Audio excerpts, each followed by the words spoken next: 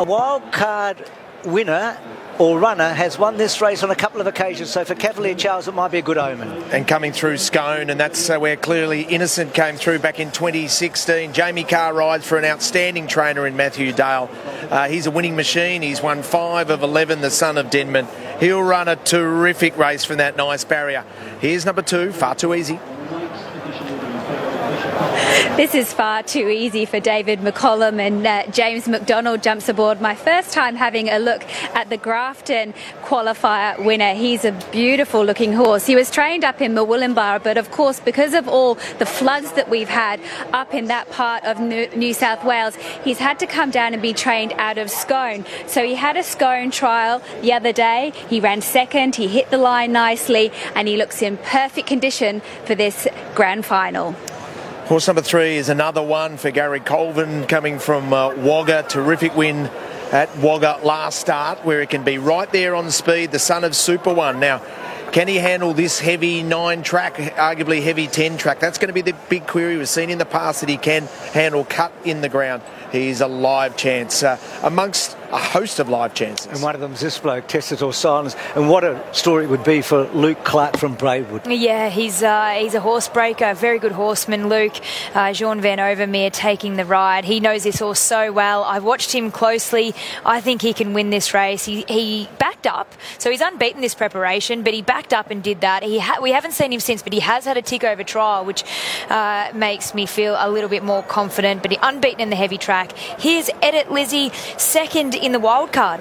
Yeah, ran really well first up behind 𝘾𝙤𝙪𝙣𝙧𝙮, who I thought was a horse that had a great chance in this race. I think that with Edit, when I had a look at him at Scone, I thought he had a bit of improvement in him, and you can see he's really tightened up through his midsection. Here's the second of the Australian bloodstock runners, Anathol. He's done a terrific job this preparation. Of course, he went to Tamworth and he won there convincingly over the 1400 metres. That was on a heavy 8. I don't think I've seen him look any better, and he looks as though he's hitting his peak right at the right time. Here's Commando Hunt. Comes from Scone in the powerful Cameron Crockett stable. Yeah, he's going really well, this horse. He's 4th up. He ran second at Tamworth. That was over the 1400. So he's had the 2 1400 metre runs, which will be perfect for these conditions. And look, he hasn't won on a heavy track. He has won on a track twice, in fact, and a close second. So a horse that likes it wet. Here's Tap and Run, Richo. Yeah, he certainly loves it, Commando Hunt. Tap and Run, well, yet to win on a heavy track. Ran 9th in the Grand Sprint down the famous straight at Flemington. This is a different scenario. Lizzie, horse number 10, great buy. Yeah, it's great buy. He won the Coonamble Cup over the 1400 metres, and prior to that he won at Mudgee as well. So he's in good form, but this is probably a really stiff test for him today. What about 2 the 9s? Geordie Mellion, Katie. Yes. So that's your cousin, is it? He is my cousin. I spoke to him this morning. He said he's going to win this race by 3 lengths and Salute. So there's a little bit of confidence, but he ran second to Testator Silence. So if you like him, you've got to throw him here. Zakina, Richo, Tommy Berry's teaming up with Stephen Lee. She'll run really well. Just checked on BreedNet. It said that she'd been purchased online back in December 2019 for just $2,500. What a story this would be. A Zoostar mare ran second at Grafton last start. Tommy Berry on, nice barrier. Arguably should have defeated Far Too Easy, so has to be in the race. And Tommy's won this race on a couple of occasions, hasn't he? Swamp Nation, she's one of the 3-year-old fillies in the race there. The next 2 are both 3-year-old fillies. So for Maddie Derrick, this is massive, isn't it? And for Glenn Milligan there. She hasn't started, only 16 days ago, so she's rock hard fit. And here's the other one for CJ Graham, went up to Queensland during the week and was riding winners for Colt Prosser there. And Little Prophet is one of the real roughies in the race. So, Ben, I go to you at the tab, and it seems like the big chances are up the top. It certainly does. That said, the money is spread far and wide, just like these horses arriving here at Royal Randwick from far and wide. And what an amazing concept this is. It's great to see them all here. Far Too Easy at $4.40. Edit at $6.50 is trimmed in half a point. Testator Silence at $8 has drifted significantly from $5, but has been well backed. Cavalier Charles at $8.50, another one at $8.50, and then $9 for Anathol. 11 or more the rest. There has been a little bit of interest interest in To the Nines at $41 and even, Amulet Street at $51. Now, I did mention it earlier, but off the back of Nerve Not Verve winning, I dare say a few have been knocked out of the early quaddie, so you can turn your focus to the traditional one. Those who are alive, best of luck. I'm not included. But anyway, first day of the championships, and today New South Wales Tab customers have the chance to play the huge $1.5 million projected quaddie pool right here at Randwick. The first leg is race 7, the Australian Derby, and takes in the TJ Smith and the Doncaster as well. So get your quaddies on, punters, and remember, gamble responsibly. Thanks, Ben. Richard, there was a wonderful story with David a moment ago. Far Too Easy looks like running favourite. Yeah, and so it should be favourite, David. We just played a beautiful story of you. We know the trials and tribulations that you've had in your area. How do you present him today at the races? You happy with him? I think he presents extremely well. I'm really happy with him, yes. I saw you with the binoculars watching him warm up. How important is it for you just to keep your eye on him? What are you looking for there? To make sure that I know the horse backwards, just to make sure he's nice and relaxed. He is. He's beautiful. He presented well. He's stretching out nice. Really, really happy with him, yeah. He's earned $360,000. He cost $45,000. What would it mean to you and the family to win this huge amount of prize money today? Look, it would mean a lot to us. As it would to probably any country trainer. Any country trainer, you know, there's this prize money that's wonderful for all of us, and the concept is fantastic. So, you know, we've got a lot of repair bills at home to fix up with after the flood. That would be lovely, but you know, I'll cross that bridge when I get to it. Well, I hope the racing gods are shining down on you, Dave. Good luck. Thanks, Jason. Thank you. David McCollum with Richard. Lizzie, one of the real tricks here, as I go to you if you like, is just 11 days for one of the horses in the race, 49 days for Fatu. Because of the structure of the country championships, a lot of these horses haven't raced for 6 or 7 weeks. That's right. They've had to have trials to keep them ticking over so that they don't have too big a gaps in between runs. And with that in mind, I'm going with one of the wild card runners. I'm going with Edit on top. I saw him at Scone on that occasion. I thought he hit the line nicely. He looked to me in the yard as though he had improvement to come. So that's why I put him in front of a horse like 𝘾𝙤𝙪𝙣𝙧𝙮, who ran a terrific race today. He looks in good order. His coat's just started to turn a bit, so he's feeling the cold down in Canberra. And of the others, I really liked the look of Far Too Easy. I haven't seen him before. He's a lovely looking type and he's primed to perfection. And Testator Silence, he gets up and about. He's very excitable type, but that's a normal parade for him. Thanks, Lizzie. Dean, well, I'll go to you. A couple of things. One, it does look a strong renewal. And Dean, this just works perfectly. The model for this has proven to be absolutely the right one, I think, don't you? I agree, Bruce. I was just about to say they're coming from far and wide, and when you see the lead-up form, and I'm cheering for the story with Far Too Easy, and I think he's the real talent.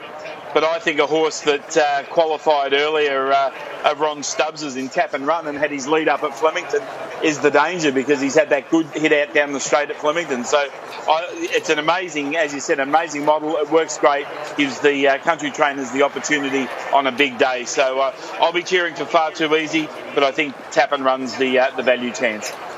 He is good odds, Dean. So he's around that $31, Ben, as I come to you from the tab for the hot horse for the New Haven Park Country Championship final. And we'll go the way of Commando Hunt here for Cam Crockett. $23 we open, $15 first thing today, now $9.50. It's not the best backed runner, currently the 4th best backed, but there's money spread far and wide here. Thanks, Ben. And the other thing, Katie, it does, it gives the race callers a wonderful chance. So Anthony Manton will call this country championship. We've heard others in the past. So it's a wonderful experience for them, and they're great callers, these guys. Oh, they are, and they work really hard, and they do a lot of miles in the cars, getting to the country meetings, and deserve the recognition on the big stage. So there's been such a build-up, hasn't there? Such a build-up to this race with 1 or 2 to come up. So CJ Graham about to get Little Prophet. She's on the toe, Little Prophet. Up comes another one. He was there in this final last year and ran oh so well for Gary Colvin, whose daughter played AFLW a couple of years ago or last year as well. That would be huge. So here's Anthony Manton for his call of the 2022 Country Championship final. Green jacket on. Set to go. Ready, and they're off. And Far Too Easy off the inside began well. Lockdown Gamble showing speed. To the Nines is going forward, and Great Buys up there in the early stages. 𝘾𝙤𝙪𝙣𝙮 has just caught a little bit wide. Swamp Nation's in front of that runner, and also in that group was 𝘾𝙤𝙪𝙣𝙮. Now, Far Too Easy, the favourite, settles midfield on the rails as To the Nines gets the lead and gets it easy through the early stages. Cavalier Charles racing midfield on the outside of Edit. Then came the mare 𝘾𝙤𝙪𝙣𝙮, drifting back 𝘾𝙤𝙪𝙣𝙮, who couldn't get in from 𝘾𝙤𝙪𝙣𝙮. Another one's a long way back with Tap and Run. Anathol is third last, Commando Hunt is second last, and the last one is Little Profit, approaching the 600, and To the Nines in front from one of the bolters from the Central West. Great Buys in second, Swamp Nation's in third, then came 𝘾𝙤𝙪𝙣𝙮. They're followed by Cavalier Charles, Far Too Easy, Lockdown Gamble, then came Edit. He'll try and thread through the field. Another one's a long way back. 𝘾𝙤𝙪𝙣𝙮's just in front of him. 400 to go. Far Too Easy took the shortcuts, ran to the lead. It's Far Too Easy in front from 𝘾𝙤𝙪𝙣𝙮, who ranges alongside. Then came another one the far side from 𝘾𝙤𝙪𝙮 To the Nines. It's Far Too Easy in front from 𝘾𝙤𝙪𝙮𝙮, and another one underneath them. Another one went to Far Too Easy. Commando Hunt jumping out of the ground, but another one's in front. Second last year, one better this year. Another one won the country championship final. Second goes to Commando Hunt. Then came 𝘾𝙤𝙪𝙮𝙮. They're followed by 𝘾𝙤𝙪𝙮𝙮, Far Too Easy, 𝘾𝙤𝙪𝙮𝙮. They were followed then by Anathol. Further back in the field came Tap and Run. Great Buy. Well back was Swamp Nation. To the Nines couldn't hack it. It was followed by Edit, 𝘾𝙤𝙪𝙣𝙮, and it was one of the last to complete the course in the 2022 New Haven Park Country Championship Final. Anthony, take a bow. That was a great call. What a race. So second last year, you can see getting through on the inside for Nick Haywood. 6 weeks since this horse has had a run. And Gary Colvin, whose daughter Gabby played AFLW. This is just enormous.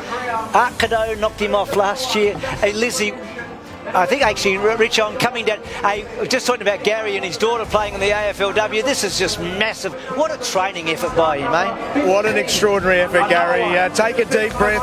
So close, and now you finally got it. Describe what's going through your mind, mate. Oh, look, fantastic. He got back. I was a bit worried. And, you know, like, the way the track was flowing, I was just a bit worried. But he was going all right. He was travelling all right. And I thought, geez. But he chose to go inside. It was a brilliant ride. Tell me about the scenes we've seen behind you. Of everyone involved in this horse, tell us about the story. Yeah, look, it was a great. I've got to tell you something else. My daughter plays for Melbourne. We know. They just won. So I'm happy about that. Yeah. So we'll be able to go to the grand final next week. But he's had a great prep when he won at Wagga. Good win. Took him over. He's not a real racing horse, as you can see. And, you know, we just kept taking him over. He trialled. Everything went so good. So good. It's absolutely brilliant. I can see the emotion with you. I think it means more than that your daughter's into the grand final. You get to go to the footy. Yeah, I know. Yeah, so yeah, that's good. Yeah, no, he's been a lovely horse. Like sort of, he never got picked up in the 𝘾𝙤𝙪𝙣𝙮. Bit disappointing, and they would sort of try and make a bit of ground.